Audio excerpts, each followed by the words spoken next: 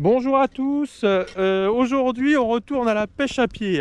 Alors vous savez que pour moi la pêche à pied c'est une des activités qui correspond le mieux à la chaîne, puisque c'est à la fois cette activité de prédateur et en même temps cette découverte extraordinaire de l'écosystème, en l'occurrence la zone de balancement des marées.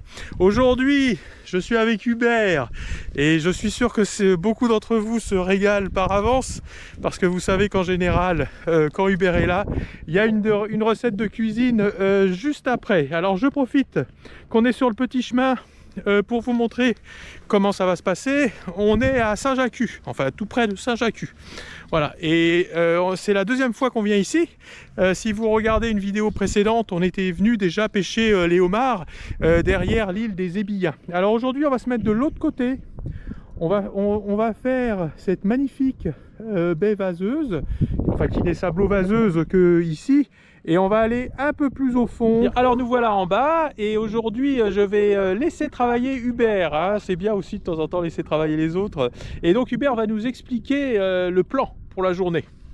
Alors bonjour, oui, donc on va se préparer une petite assiette de fruits de mer en fait, et on va chercher au fur et à mesure que la marée descend, les bigorneaux, les bouquets, les huîtres, les palourdes, et on va tout préparer ça pour, comme si c'était pour Noël par exemple. Oh, Noël tous les jours. À tout à l'heure. Si vous aviez regardé la vidéo sur la pêche du homard derrière l'île des Ébillins, hein, l'île des Ébillins, elle est là-bas. Et je vous avais montré durant cette vidéo comment on pouvait capturer facilement les coques qui marquaient sur le sol. Bon là en l'occurrence c'est l'hiver et les coques ne marquent plus, hein. Il y a moins d'activité en hiver. Et donc toute cette zone sablo-vaseuse, si on voulait comment dire, la pratiquer, il aurait fallu un râteau à coque. J'ai pas du tout envie de faire ça aujourd'hui, et d'une façon générale j'aime pas trop les pêches à pied un peu agricoles, vous savez, un peu bon c'est pas forcément passionnant quoi. J'aime bien les pêches à pied qui ressemblent à de la traque. Et donc ce qu'on va faire, c'est qu'on va d'abord commencer par quelques petites palourdes entre les rochers qui se repèrent au trou. Alors je fais un petit commentaire sur la pêche à pied. On entend parfois des gens dire que la pêche à pied ça casse tout. Moi je vous dis c'est exactement le contraire. Les milieux, les écosystèmes de notre littoral sont fortement anthropisés. Ce ne sont pas des écosystèmes sauvages, on n'est pas en forêt amazonienne. Par exemple ici, vous voyez des parcs à huîtres, vous voyez des bouchots, ce sont des environnements où il y a des professionnels qui travaillent, et tous ces environnements où la vie abonde, s'il n'y a pas d'humains, eh bien, il n'y a pas de surveillance, c'est-à-dire que vous les livrez aux braconniers. Autrement dit, non seulement le fait d'avoir des pêcheurs sur l'estran n'abîme pas l'environnement quand c'est bien pratiqué, mais en plus il le sauvegarde, hein. Ça c'est vraiment très, très important à comprendre. Beaucoup de citadins qui ne vont pas assez dans la nature ont une vision un peu idéalisée de la nature et ont l'impression que c'est la forêt amazonienne partout, mais pas du tout. La nature est anthropisée, l'homme est un maillon essentiel de cette nature, et finalement le fait d'avoir une présence, et en particulier une présence de pêcheurs à pied par exemple, eh bien ça permet de sauvegarder l'environnement, par exemple en prévenant les pollutions, par exemple en empêchant le braconnage. Donc il faut des pêcheurs à pied. Qu'est-ce qu'on fait Hubert là? Alors là on va d'abord aller prendre des palourdes, il y a des cailloux devant, il y a un petit peu de sable entre les deux, il y en a souvent de coincés entre les cailloux et le sable, donc on va chercher là. Ouais. Palourdes croisées, hein, je suppose, hein, principalement. Donc on commence par les palourdes. Je répète à chaque vidéo, il faut lire l'estran comme un milieu étagé, hein. C'est-à-dire que en haut de l'estran là-bas, on avait les coques. Un petit peu plus bas, on a les palourdes. Alors là c'est plat en l'occurrence, donc là tout ça c'est à peu près le même niveau, hein. Et encore plus bas, on aura d'autres objectifs, par exemple les bigorneaux et par exemple les bouquets que l'on va aller chercher tout à l'heure. Aujourd'hui c'est une marée correcte, 85 je crois, mais c'est pas une grande marée, pas du tout. Donc les grandes marées, on se focalise sur les espèces du bas de l'estran qui ne découvrent que lors des grandes marées justement, et c'est en l'occurrence le homard et l'ormeau. Dans les marées faibles, on se focalise sur le haut de l'estran, coque, palourde, et dans les marées 85 comme ça qui sont déjà pas mal, en fin de baissant, on ira un peu là-bas pour le bouquet. Et voilà comment on organise sa journée en fonction de sa connaissance de l'environnement. Alors là, ah oui, clairement, là il y a deux trous. Il y a deux petits trous. On va enlever les cailloux autour. Ça, hop. Logiquement, il y en a une. Bon, c'est peut-être une petite. Hein. Voilà, alors elle est là. C'est la taille. Eh ben, ouais, elle est pas lourde. mal. Elle est pas mal. Et voilà, c'est parti, palourde croisée. Voilà.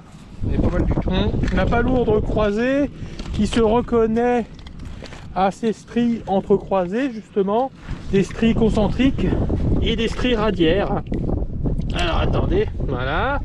Donc des stries radiaires et des stries concentriques. Et c'est pour ça qu'on l'appelle la palourde croisée.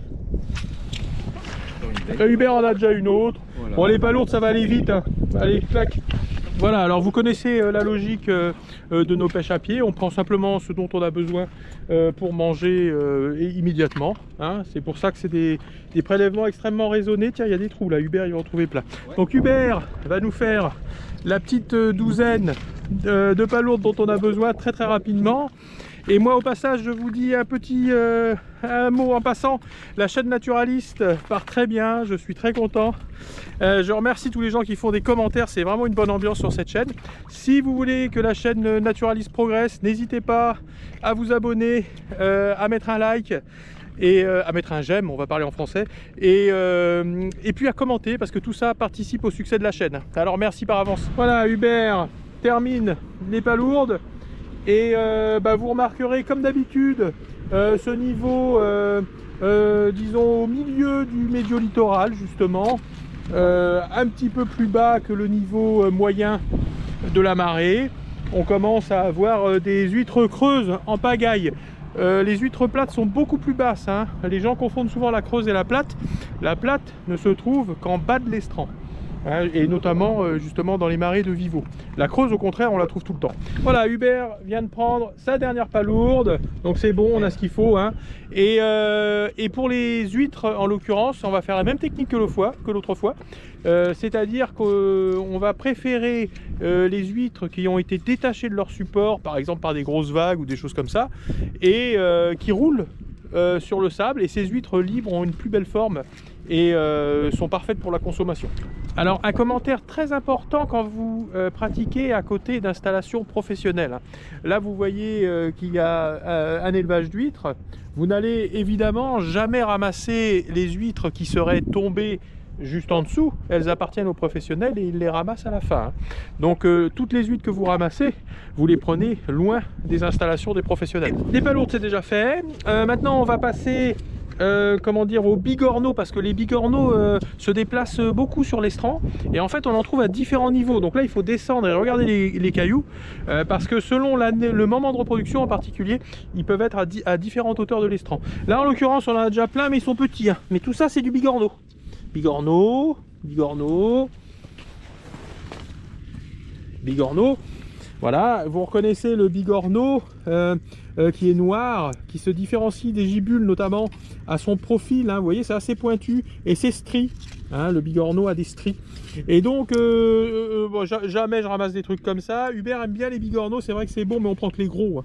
Donc là ceux-là on va regarder mais on va laisser les petits. Et il y en a partout, on va bien trouver les gros à un moment ou à un autre. Voilà, par exemple là on n'est pas du tout à côté des installations des professionnels et il y a des huîtres roulées, hein, comme ça arrive assez souvent, voilà. Hein, comme ça arrivait aussi dans l'estuaire de la Rance. Ben voilà. Hein, et donc ces huîtres là sont parfaites, elles ont la bonne forme pour comment dire, aller dans l'assiette. Voilà, pour les ouvrir facilement. Alors après c'est un peu plus dur à trouver évidemment que les huîtres qui sont par milliers sur des rochers, mais il suffit de se balader et on finit par en rencontrer. Je vais profiter de ce caillou sur lequel il y a plein de gastéropodes, hein. Je vous rappelle que la patelle est un gastéropode, hein. C'est du groupe des escargots également. Et pour montrer les différences entre certains gastéropodes que souvent les gens confondent, et notamment avec le bigorneau qu'on a vu tout à l'heure. Donc ça, c'est pas du tout un bigorneau, hein, c'est une gibule. Remarquez la coquille plus aplatie et l'ouverture nacrée super. Il y a plusieurs espèces de gibules. Et ça c'est un pourpre, hein, un gastéropode très commun, qui est carnivore pour le coup. Et les pareils, les deux là ne se consomment pas, enfin on peut tout manger sur l'estran, mais si vous voulez, celui qui est bon, c'est le bigorneau. Voilà, à chaque fois qu'on vient à marée basse, on refait sa cargaison de leurre, là un beau petit plomb, hein, un montage sympathique avec un coulisseau, c'est toujours sympa. Et donc je vous montre une fois de plus à quel point l'estran n'est pas une zone inhabitée et sauvage. Voilà, il y a même une très grosse partie de l'estran. Et ben en fait c'est une zone totalement humaine. Et ben c'est finalement très harmonieux parce qu'en l'occurrence ces bouchots finalement participent à la vie de l'estran. Il y a toute une vie qui se met ici. Par exemple, il y a des gastéropodes qui vont aller manger les moules, d'ailleurs au grand désespoir de ceux qui les élèvent. Il y a des crabes au pied des bouchots, il y a beaucoup de crevettes au pied des bouchots aussi. Il y a les bars qui viennent en profiter au montant et qui viennent manger là-dedans. Donc en fait, ça marche très bien. L'idée que l'homme doit être sorti de l'environnement est complètement fausse. Déjà, c'est l'esprit de la chaîne, hein. L'homme est un prédateur comme les autres, il n'y a pas de raison qu'il n'ait pas le droit de vivre sa vie naturelle. Et puis en plus, de toute façon, il fait partie des écosystèmes. Par exemple, moi qui ai beaucoup pêché dans le golfe du Mexique, eh ben, les meilleurs postes pour pêcher, c'est les plateformes gazières. C'est au niveau des plateformes gazières qu'il y a le plus de poissons et ils sont énormes. Donc vous voyez, des fois les idées reçues, il faut faire attention. Alors, j'étais en train de chercher des petits animaux, voir ce qu'il y avait, le plaisir du naturaliste. Il y a Hubert qui m'appelle. Qu'est-ce qui se passe? T'as ton compte? Voilà, il y a les huîtres roulées, elle est comme ça, elle est toute ronde, toute nickel, Ah oui. elle coupe pas, et sur les bords. Et donc du coup, tu vois vraiment où il faut l'ouvrir. Voilà. Et tu peux pas te blesser en plus. Non, c'est l'huître parfaite pour la consommation. Voilà. Ça doit faire longtemps qu'elle roule hein, pour être dans cet état-là. Ouais, voilà. Et en fait, elles vivent parfaitement quand même. Voilà. Incroyable. Voilà, donc on arrive à la zone à bigorneaux plus gros. En général, c'est là qu'on les trouve. Encore une fois, les bigorneaux, faut vérifier parce qu'ils sont un peu dispersés sur l'estran. Et Hubert a ses habitudes. Visiblement, t'es parti là ou quoi? Ouais, déjà, il y en a deux. Voilà, ça c'est un peu plus correct. Ah oui, celui-là est un peu plus rouge, ça arrive, hein, faut le dire quand même. C'est essentiellement la forme. Hein. Ne confondez pas, par exemple, avec ce pourpre. Ça, c'est un pourpre. Et donc, Hubert va nous en trouver plein. Oh là, il y en a des gros là, Hubert, regarde. Bah voilà, ouais. Ah, c'est ça qu'il faut. Voilà, ça commence à être bon. Et Hubert adore les bigorneaux. Alors, c'est très très bon, mais alors moi, j'ai pas la patience. Hein. Mais pour les gourmets, de bigorneaux, je sais qu'il y en a beaucoup qui adorent. Voilà, bah le seau d'Hubert se remplit. Hein. Au fond, il y a les palourdes, au-dessus, il y a les huîtres. Les bigorneaux, ça a bientôt fini. Ça commence avec l'examen, mais on va en ramasser. Combien t'en prends? T'en prends un bol, quoi? Ouais, un petit bol, voilà. Un petit bol. Un petit bol. D'accord. Et donc, ici, c'est une zone qui est bien pour le bigorneau parce qu'il y a plein de petits cailloux et c'est une faille avec un petit peu d'algues dedans. D'accord, c'est frais, quoi. Ouais, c'est idéal. Enfin, c'est humide. Ouais, les cailloux... Cailloux plus algues, c'est ça que tu fais, toi? Voilà, s'il y a un caillou comme ça, qui est posé comme ça, Ouais. bah, il n'y en a pas dessous. D'accord. Et là, par contre, bah, là, on va voir qu'il y a à manger, en fait. Et donc, du coup, on voit, déjà, il y en a un ici. Ah oui, d'accord. Voilà. Là, Là, il y a plein de petits, mais en dessous, il va sûrement y avoir d'autres, des beaux. D'accord. Et faut lever les cailloux le long des failles, c'est bien mieux. Super. En fait, on voit. D'accord, donc bien humide, mélange d'algues et de cailloux, c'est tes postes préférés, c'est ça? Voilà, exactement. D'accord. Après, je trie, je prends que les gros. Alors, Hubert avait raison parce que voilà un autre coin similaire. Alors là, ils sont gros. Hein. Tu peux nous les montrer, Hubert?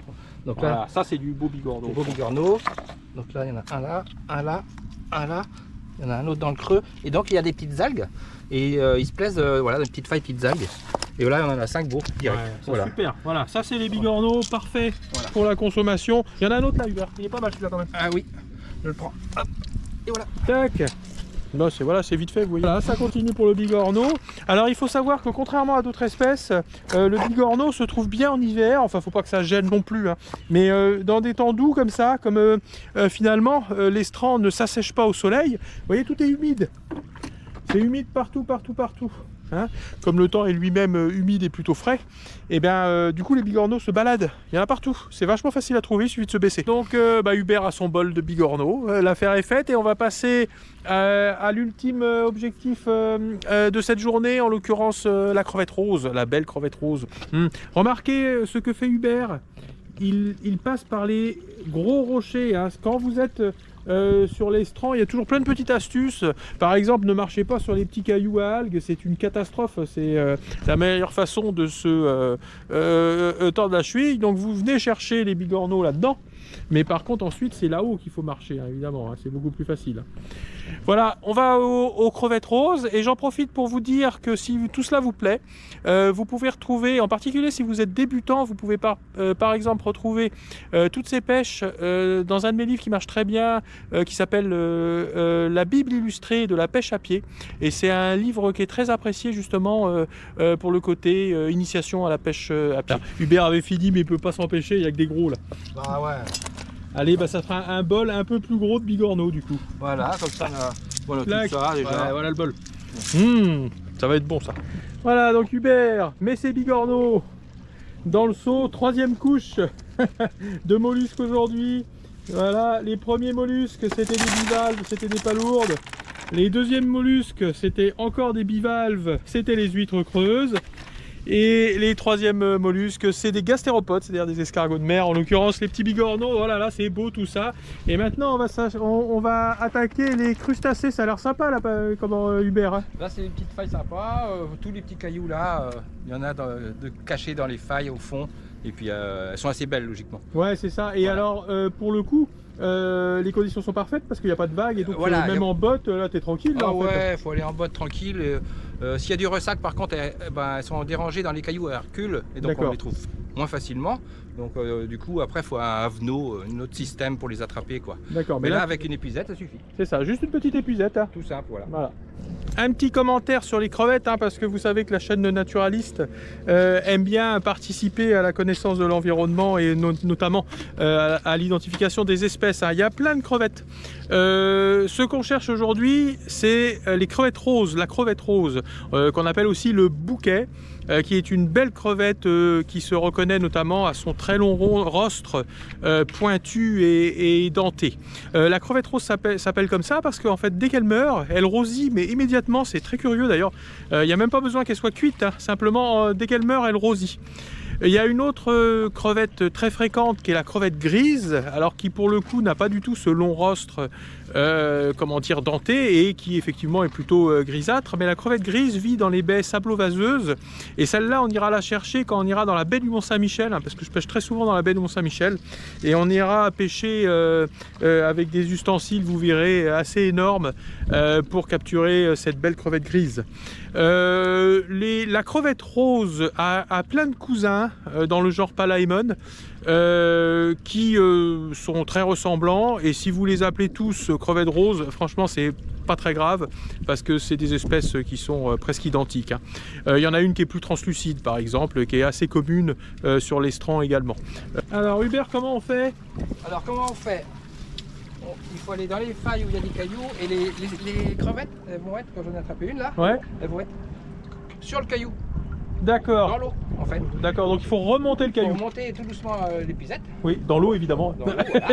Et puis après ils vont aller dedans. Si on fait un coup n'importe comment, on recule, on n'a rien du tout. D'accord, ah oui, voilà. Il faut racler le caillou et les algues. En remontant vers le haut. Vers le haut. Vas-y, tu nous montres comme ça, les gens qui n'ont jamais fait verront. On va en bas, on racle le caillou et on remonte jusqu'au caillou. Voilà. Et s'il y a des algues, on fait les algues, hein, parce qu'ils sont souvent dans les algues aussi. Hein. Donc là, hop. Il y en a d'autres? Ouais, une petite qui fait. Ça fait la taille. Ouais, c'est petite. Voilà, c'est petite. D'accord, on va trouver les courses. Voilà, on a bougé de coin, l'action de pêche continue et ça monte.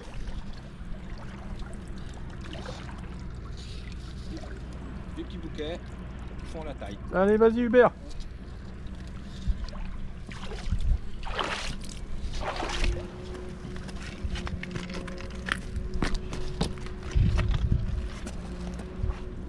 Alors vous voyez le genre d'environnement où vit la crevette rose, hein, pas du tout le même que la crevette grise. La crevette grise est un crustacé de sable et de vase, alors qu'au contraire la crevette rose aime la roche.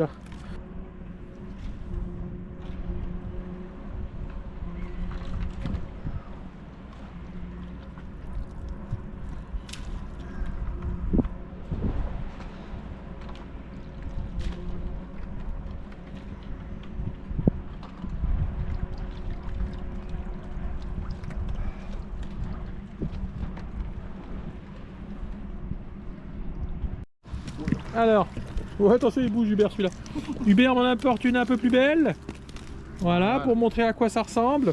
Donc effectivement, c'est l'espèce translucide aujourd'hui. C'est marrant parce que l'autre fois c'était le vrai bouquet. Mais c'est pas grave. Vous voyez le rostre? Alors, j'essaye de mettre à la limite de focalisation. Donc c'est ce rostre très pointu là, qui caractérise le genre Palaemon, les crevettes que l'on cherche aujourd'hui. Juste un petit mot, on n'est pas venu pour ça. De toute façon, ça c'est juste une épave, hein. Ce qu'on appelle une épave, c'est-à-dire juste la coquille. C'est le bulot. Hein. Le bulot, son vrai nom c'est le buxin. Mais quand vous l'achetez, c'est le bulot. C'est assez bon, hein. J'aime bien les bulots moi. Après c'est un peu caoutchouteux, mais au moins il y a un peu à manger, ça change des bigorneaux quoi. T'as trouvé quelque chose Hubert? Une étrille. Ah oui, ben voilà, une belle étrille, Voilà. maillée. Hein. Bon, on la prend aussi en passant. Voilà, il n'y a qu'une pince, mais bon, c'est pas grave. Une étrille avec sa patte nageuse, hein, qui lui sert à se déplacer rapidement dans l'eau et avec les articles tout aplatis. Moi je vais marcher un petit peu, c'est juste pour faire des petites découvertes en passant. J'adore marcher, là on est presque au bas de l'eau. Et vous voyez quand on marche comme ça, dans des environnements comme ça, c'est super. Il y a plein d'oiseaux. Hein. Là il y avait une aigrette. Hein. Un jour on fera de l'ornitho, mais ça sera pas à la GoPro, parce que alors la GoPro pour voir les oiseaux c'est pas le truc. Hein. Mais les oiseaux du bord de mer, c'est génial. Donc je vais regarder un peu ce qui se passe par là. Regardez justement le genre de surprise qu'on a. Regardez ce beau gastéropode. C'est pour ça que j'adore marcher. Et c'est pour ça vraiment que c'est une vraie expérience naturaliste d'aller en pêche à pied. Hein.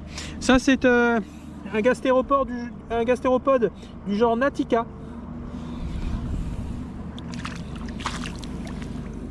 Là il rentre dans sa coquille. Hein. Très beau gastéropode. Et donc la Natis.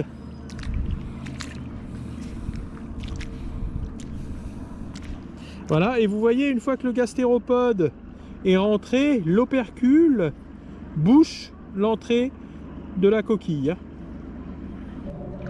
Regardez celle-là d'ailleurs, ça se voit de loin. Hein.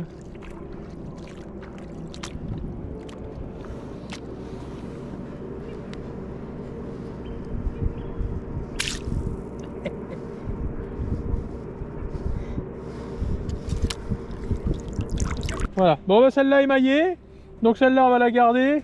Et Hubert pendant ce temps m'a apporté une petite gonelle, une petite motelle. La gonelle c'est autre chose. Voilà, hop là, la motelle qui est donc ce petit poisson très glissant. Oh bah dis donc, je vais le laisser repartir tout de suite. Avec des petits barbillons, hein, très commun sur l'estran. Regardez la forme très allongée. Hop là, on va le remettre bien. Allez, voilà. Donc si vous voyez un petit poisson comme ça, c'est une motelle. Marrant, ici il y a plein de coques partout. En plus elles sont grosses, hein, elles sont toutes maillées celles-là. Je prends pas les coques aujourd'hui. Voilà, et ben écoutez, c'était super sympa. Hubert a les 4 couches du seau, j'allais dire. Donc une couche de palourde, une couche d'huître creuse, une couche de bigorneau, une couche de crevettes. Et voilà, on rentre, on va cuisiner tout ça. Et nous voilà chez Hubert. Hein. Bon ben voilà, c'est la période qui veut ça. Et moi aussi j'aime bien Noël. Hein. Et alors, on va se faire un repas qui est presque digne d'un repas de Noël, hein, vous allez voir. Voilà, donc on a pris une partie de notre récolte, quelques palourdes, les bigorneaux on a tout pris par contre, hein, parce que Hubert va tout manger. Quelques crevettes, la petite étrille, quelques huîtres et la coquille Saint-Jacques que j'ai trouvée. Et puis ça sera un petit repas varié. Hubert, tu vas nous faire quoi? Alors je vais tout cuire dans l'ordre qu'il faut. C'est-à-dire je vais commencer par l'étrille qui cuit un peu plus longtemps. Ouais. Après je vais l'enlever. Après je vais mettre les bouquets. Voilà. Je vais les renlever. Après je vais remettre les bigorneaux. Et toujours dans le même courbouillon. Super, donc c'est hyper pratique. Voilà. Oui, parce que, alors vous vous souvenez, la dernière fois on avait fait les palourdes farcies qui étaient délicieuses. Hein. C'était bon. Et on va pas refaire les palourdes évidemment. Qu'est-ce qu'on avait fait, qu'on a déjà fait? Les huîtres. Les huîtres. Bah, les huîtres pour le coup on va pas les faire farcies, tu vas juste les faire crues. Oui. Et donc on va simplement montrer comment cuire tout le reste du petit monde au courbouillon. Alors je vais faire le courbouillon, donc j'ai mis l'eau à bouillir. Oui. Et vous d'ailleurs. Je vais mettre du sel, il en faut pas mal. D'accord. C'est l'équivalent de une cuillère à soupe à peu près. C'est du gros sel. Du gros sel. Après, je mets une branche de thym, du laurier, Oui. un petit peu de poivre. Oui. Voilà. Tac, je couvre. Je fais bouillir ça bien comme il faut. Et quand ça va être prêt, bah, je vais mettre les tripes d'abord. D'accord, très bien. Bah, on te retrouve quand tu nous mets Voilà. tout ce petit monde. Voilà. Alors, pour information, quand vous faites un courbouillon, quand vous faites des crustacés, il y a deux techniques, hein. D'abord l'eau bouillante et ensuite dans l'eau de cuisson. Et d'autres personnes qui mettent dans l'eau les crustacés dans l'eau froide. Il ne faut pas faire la deuxième façon parce que l'eau va chauffer doucement et le crustacé va souffrir. Alors que si vous le mettez directement dans l'eau bouillante, évidemment, il va mourir instantanément et il ne souffre pas. Hein. Donc le principe avec les crabes, c'est là c'est un petit, donc il n'y aura même pas besoin de le laisser dans l'eau de cuisson, mais c'est de mettre dans l'eau bouillante et ensuite d'arrêter le feu et de les mettre dans l'eau de cuisson. Ça bout avec le petit courbouillon, tout ça. D'accord. Parfait. Je prends les trilles. Les trilles, c'est la première. Les trilles, elle n'est pas très grosse, il n'y en a qu'une, ça va bouillir tout de suite, donc du coup 5-6 minutes, ça suffit largement. Ouais. Et dès que dans 5-6 minutes, on met les crevettes dedans en même temps. D'accord. Voilà, je vais mettre dedans parce que comme il n'y a qu'une étrille, ça n'a pas d'importance. D'accord. Et après, par contre, j'enlèverai tout et je mettrai les bigorneaux tout seul. D'accord. Voilà donc nos petits bouquets, hein. On en a toute une petite tasse à cuire. Hubert, tu vas les mettre tout de suite? Ouais, je vais les mettre maintenant. Donc, ça fait 5 minutes que les trilles cuit. D'accord. C'est bien, ça suffit. Je vais les mettre dedans tout de suite, comme ceci. Tac. Hop, voilà, c'est prêt. Je mélange un peu. Et les trilles, tu peux pratiquement la sortir là. Bah là, ça va rebouillir tout de suite et dès que ça rebout, on enlève les deux. On enlève tout d'un Ah oui, coup. oui, parce Voilà. que les bouquets c'est immédiat. Ah ouais, c'est 1 minute. D'accord. Voilà, Ah ouais, 1 minute. Dès que ça rebout. Là déjà ça bout, ils sont dedans, ça va faire 1 minute et ça suffit. D'accord. D'accord. Bon alors voilà, les bouquets et les trilles ont cuit. Donc je vais prendre une écumoire et je vais mettre tout le monde dans une assiette. J'enlève le bouquet garni. Voilà. Hop. Ça rebout, bien comme il faut. D'accord. Je prends mes bigorneaux, je les verse un coup dedans. Hop, je recouvre et le feu à fond. D'accord. Et dès que ça va rebouillir, je vais compter allez, 30 secondes, 1 minute maximum. J'arrête et je les laisse refroidir dans l'eau de cuisson. Donc l'idéal, c'est de les manger demain en fait. D'accord, tu les laisses la nuit? Ouais, tu les mets dans un bol quoi. Avec oui, tout tu le les jus, sors quand même. si tu veux, voilà. Oui, d'accord. Voilà, et faut qu'ils refroidissent dans le jus et ils vont être moelleux et ils vont avoir du goût du courbouillon. D'accord, Voilà. d'accord. Donc là, bon, on va les présenter là maintenant pour l'assiette. Oui. Mais en fait, le principe, c'est de les laisser refroidir toute la nuit dans le jus. Ouais, c'est quand même meilleur, même de nuit. Hein. Est-ce que il y a besoin de mettre dans le frigo? Bah voilà, faut laisser ça à un endroit frais, puis voilà. Alors voilà, ça bout. Alors je les remue un peu comme ça, parce qu'en les remuant, il y a plein d'opercules qui vont partir. Ah oui, alors l'opercule, Voilà. hein, c'est donc cette petite Là, il y en a formation cornée voilà. qui permet à l'animal de se protéger, ça bloque l'entrée de la coquille. Hein. Donc ça s'appelle l'opercule et c'est habituel chez les escargots de mer. Et voilà, on passe à l'opération, ça a été remué. Voilà, là Et je vais donc enlever le bouquet garni là, qui sert à rien. Là, je prends les bigorneaux, je mets tout ça dedans. Et donc effectivement, on voit d'ici, il y a déjà plein qui ont perdu leur opercule, peut-être on plus va même, surtout les voir au fond. ouais, au fond de la casserole. Voilà, on fait ça, ça. La petite coquille, il y en avait qu'une aujourd'hui, mais on est bien content de l'avoir quand même. Voilà. Et du coup, Hubert va nous faire un petit truc en passant. Voilà, je vais l'ouvrir comme ceci. Hop, je coupe le muscle. Je coupe Qui est là, voilà. Voilà, comme ça. J'enlève ça. Toc. Je vide le jus. Voilà la coquille. Voilà. Là, j'enlève ça parce que c'est dur. Oui, alors voilà. le pied, tout le monde ne le sait pas, mais il y a une partie qui est beaucoup plus fibreuse. Voilà. Hein, celle-là, en l'occurrence, c'est ça. Hein. Voilà, c'est celle-là. Voilà, celle-là, on l'enlève. C'est pour bon ça. Et donc voilà la coquille qui est défaite. Voilà. Alors maintenant, je vais la mettre sur une petite planche. Je vais l'émincer. Je vais mettre un petit filet de citron, un petit peu de vinaigre, un petit peu de poivre. Et puis voilà, c'est tout. C'est tout. Et sur un petit bout de pain grillé, c'est exquis. Magnifique. Voilà, alors pour faire ça, moi je mets tout petit peu de vinaigre comme ça. Tac. Bon, ça fait beaucoup, mais bon, c'est pas grave. Hop. Un petit filet de citron. D'accord. Pas beaucoup, hein. Un petit peu de poivre, comme j'ai dit. Tout ça, c'est prêt. Comme ça. On prend la coquille Saint-Jacques. On l'émince comme ça. On met des petits bouts dedans. D'accord. Comme ça. Bon là, on va faire que 3 bouts parce qu'elle n'est pas très grosse. On fait ça. Voilà. Et ça, on va mettre un petit film dessus, on met au frigo. D'accord. Et on va cuire un petit peu là-dedans. Et dans une petite heure, ça sera prêt à manger, ou plus tard, hein, quand on veut. Parfait, donc là on a tout. Les palourdes, comme on a dit, on va pas les faire aujourd'hui, hein, mais vous connaissez le truc, on a fait la vidéo précédente de pêche à pied. Tu vas nous ouvrir quelques huîtres. Voilà. Et on va présenter tout ça. Voilà. Hop. Et donc voilà le résultat spectaculaire, je trouve, hein, pour une petite sortie de 2 heures par une marée tout à fait normale, hein, une marée de 85, même pas une grande marée. Donc les palourdes, Hubert va les faire un peu plus tard farcies comme d'habitude, la petite coquille Saint-Jacques, nos petites crevettes, les huîtres, les bigorneaux qui vont se défaire parfaitement parce qu'ils ont été parfaitement cuits, une petite étrille au passage. Bon, c'est pas mal, non ? Hubert, tu peux me donner une fourchette puisque c'est moi qui goûte. Ouais, voilà, tiens. Alors, moi je vais goûter une fois de ça, bien sûr. Ah ouais, c'est super comme ça. C'est très bon ça. Ouais, c'est bon. Hein. Ouais. Les crevettes. Ah, les crevettes, moi je les croque. Hein. Ouais, les crevettes, c'est trop bon. Quoi. Et Hubert, est-ce que tu peux nous défaire un bigorneau pour montrer comme ça sort bien? Oui. Pendant ce temps, je mange toutes les crevettes. Alors, hop. Voilà. Trop facile. Recommence, j'étais en train de manger, j'ai pas vu. Tu peux nous en faire un autre? Je viens de faire le petit là. Donc là. Toc, toc. Voilà, il sort magnifiquement. Quoi. Voilà. Super. Merci Hubert. J'avale ma crevette. J'ai beaucoup apprécié cette petite journée en bord de mer, mais à vrai dire, c'est toujours génial de toute façon une sortie en bord de mer. J'espère que vous avez apprécié comme nous on a apprécié. Merci beaucoup à Hubert. Hein. Et puis je vous dis à très bientôt, on va se revoir très vite.